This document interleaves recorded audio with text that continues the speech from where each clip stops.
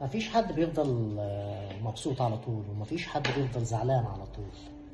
كلنا بنتقلب مزاجيا، بنفرح، بنزعل، بنعدي بفترات صعبة. لكن في فرق كبير بين تقلب المزاج الطبيعي وتقلب المزاج المرضي. في الطبيعي الحياة بتتغير والناس بتتأثر، لكن لما يبقى التغيير عنيف وسريع ومؤلم، ده اللي ما بيبقاش طبيعي. تخيل تكون في قمة السعادة وفجأة تقع في حزن عميق انت مش عارف ايه السبب وبدون اي سبب.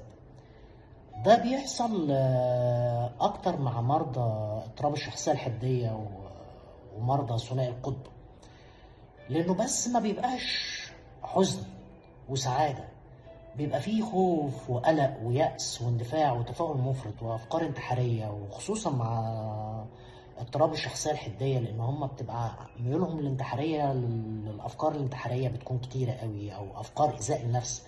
بيخبط ايده في الحيطة، بيخبط دماغه، بيعمل كاتنج لنفسه، بيأذي نفسه، بيحاول يأذي غيره كمان. ده ما بيبقاش طبيعي، ده بيبقى تقلب مزاجي مرضي. والتقلب المزاجي المرضي مش دلع ولا شخصية حساسة، ده ألم حقيقي بيبقى محتاج مساعدة حقيقية. الفكرة والنصيحة، لو لقيت ان التقلب المزاجي عندك بقى سريع وبشكل متكرر وفي اوقات قصيرة، او اصبح سمة اساسية في سلوكك وشخصيتك، لازم نستشير طبيب نفسي عشان على الاقل تقف على اسباب الشعور المؤلم ده جاي منين، ونحاول ان احنا نتخلص منه عن طريق بقى العلاج الدوائي او عن طريق العلاج الكلام السلوكي. لان هي زيارة الطبيب ممكن تبقى بداية لحياة اهدى وامتع. اتمنى لكم حياة سعيدة، خلوا بالكم من مزاجكم.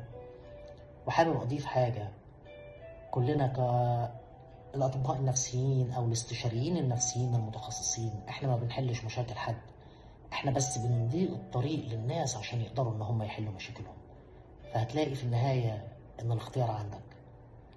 ساعد نفسك، خلي بالك من مزاجك. اتمنى لكم حياة سعيدة واشوفكم على خير.